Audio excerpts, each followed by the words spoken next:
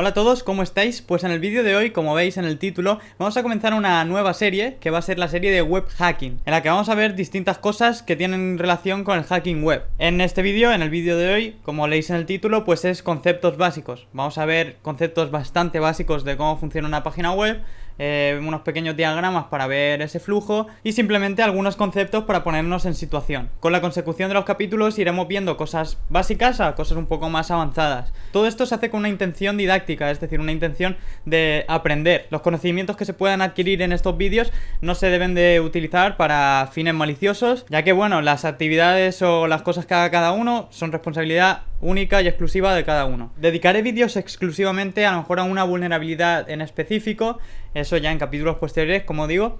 Por ejemplo, una de XSS, una de LFI, otra de SQL Injection. Si aún no suenan estas vulnerabilidades, pues nada, ya sonarán, ya las iremos viendo de más básico a más avanzado. A pesar de en este capítulo empezar con conceptos bastante básicos, es recomendable que ya se tenga un conocimiento de cómo funcionan las páginas web, un poco el protocolo HTTP y algo de programación web, tanto por ejemplo un poco de frontend con JavaScript, con HTML y sobre todo de backend, ya puede ser PHP, Node.js o lo que sea. Se recomienda tener un poco de idea algo más avanzada, no simples conceptos básicos para entender todo esto mejor. Entonces, para intentar vulnerar un sistema, pues cuanto más conozcamos cómo se construyen las páginas, pues más fácil nos será entender cómo pues podemos saltarnos la seguridad de las mismas.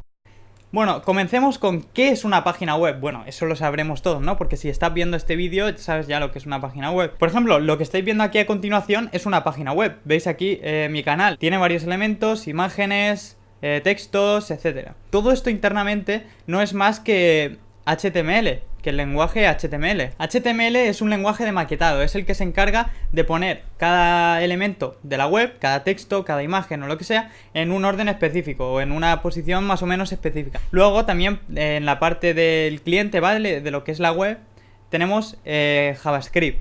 Por ejemplo, un lenguaje de programación del lado del cliente que hace que la página pueda tener animaciones, pueda tener eventos, como por ejemplo, si yo pulso el botón de aquí, pues ocurre alguna acción. En este caso es como que el menú de la izquierda se pliega. Si le vuelvo a dar, pues se despliega. Entonces esto se controla con JavaScript. Entonces podemos decir que en la parte del cliente tenemos tres lenguajes principales. Ya ves, el HTML, que es el que construye la página, el esqueleto de la página, el CSS, que es el que le da forma, color y le da estilos como tal, y luego el JavaScript, que es el que se encarga pues de animarla, responder a eventos por parte del usuario, etcétera, etcétera. Aquí vemos un pequeño diagrama en el que se ve reflejado más o menos cómo funciona la carga de una página web, cómo está hecho eso por dentro. En este caso, en el diagrama se refleja que el cliente hace una petición a la página www.example.com. Por medio de internet se comunica con el servidor web. Este de aquí es el servidor web, que es el que provee al cliente del HTML necesario para que el propio navegador lo interprete, lo renderice y lo muestre bonito, tal y como se ve. Entonces básicamente es una petición y una respuesta, es una arquitectura cliente-servidor. Por lo tanto, la respuesta por parte del servidor siempre va a ser un HTML, que luego ese lenguaje el propio navegador se encargará de interpretarlo y en base a las etiquetas y las propiedades que se establezcan, mostrar la página de una forma u otra. Un navegador no es más que un programa que se encarga de hacer peticiones, obtiene páginas en HTML y las pinta de forma bonita. Yo he hecho una pequeña página aquí y le he añadido una imagen y un texto. Cuando tú coges y pones el ratón encima, el texto se pone en rojo y cuando quitas el ratón de encima, pues se vuelve a poner en negro. Como digo, esta página está hecha en HTML, pero también tiene JavaScript y podría tener CSS. Como esta es una página tan básica, pues CSS no tiene. Para ver todo esto cómo está hecho por dentro, desde nuestro navegador podemos dar clic derecho, origen de la página o ver código fuente. Según el navegador, pues os aparecerá de una forma u otra. En este caso, origen de la página o bien el atajo de teclas Control U.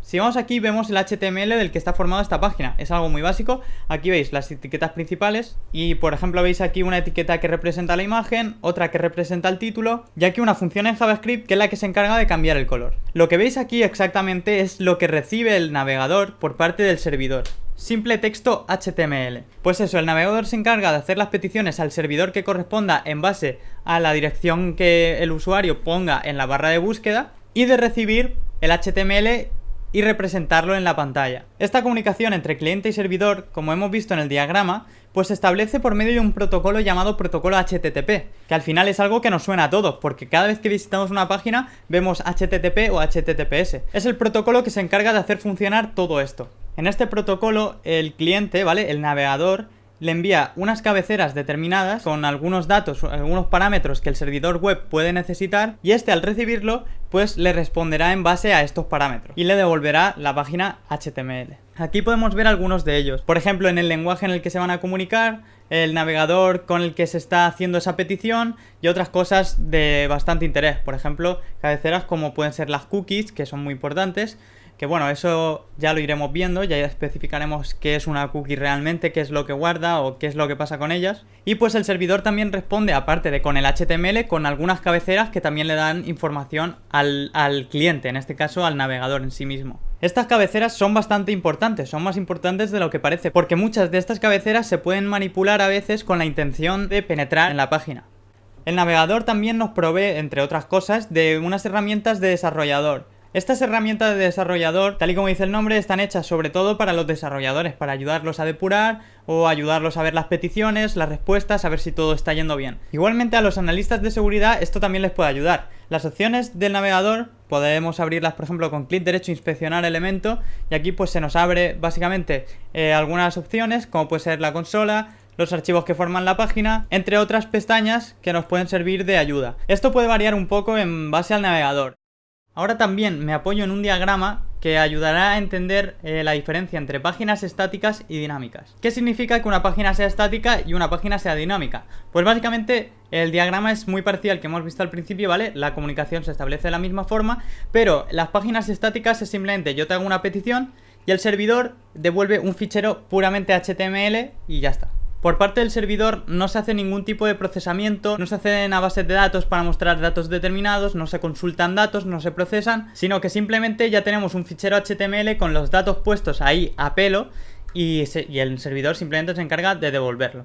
Las páginas web dinámicas, que suelen ser la mayoría, ¿vale? Por ejemplo YouTube, Facebook, todas estas páginas son dinámicas. Son las que sí que acceden a lo mejor a bases de datos, procesan esos datos, en base también a los parámetros enviados por el usuario, hacen una cosa u otra, y del lado del servidor utilizan a lo mejor lenguajes como PHP, Node.js, que se encargan de hacer esto, acceder a esos datos, procesarlos y finalmente generar el HTML resultante que será enviado al cliente. Este HTML se genera en base a los datos que se obtengan de la base de datos o de los parámetros que el usuario le haya enviado. No es un HTML estático con los datos puestos a pelo como hemos visto antes. Las estáticas suelen ser una página muy simple que muestran una información básica, por ejemplo una empresa que quiere mostrar a lo mejor los productos que vende y pues tiene una página estática que es simplemente eso. Las dinámicas pues es eso, nos permiten interactuar mejor con ellas, ya sea obteniendo unos datos determinados, haciendo búsquedas o lo que sea.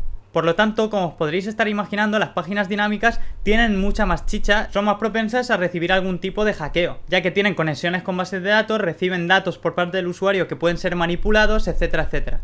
Entonces, la mayoría de veces se hace sobre páginas dinámicas. Sobre páginas estáticas, las cosas que se pueden hacer son mucho más limitadas, ya que las páginas son muy simples y no tienen mucha cosa. La página que he mostrado anteriormente, que he hecho muy básica de ejemplo, es una página estática. ¿Por qué? Porque este mensaje, por ejemplo, de hola a todos, está puesto en el código a pelo, como observáis aquí. Es decir, este HTML está puesto todo a pelo y ya está. No requiere de un lenguaje como PHP que se ejecute en el servidor, que obtenga datos de la base de datos, que manipule datos o que obtenga parámetros. Es decir, es una página simple que está construida aquí tal cual. Y YouTube, por ejemplo, como es obvio, sí que es una página dinámica. Por ejemplo, para mostrarnos toda la lista de vídeos aquí, incluso el nombre de mi canal o lo que sea, pues tiene que acceder a unos datos, tiene que hacer un procesamiento.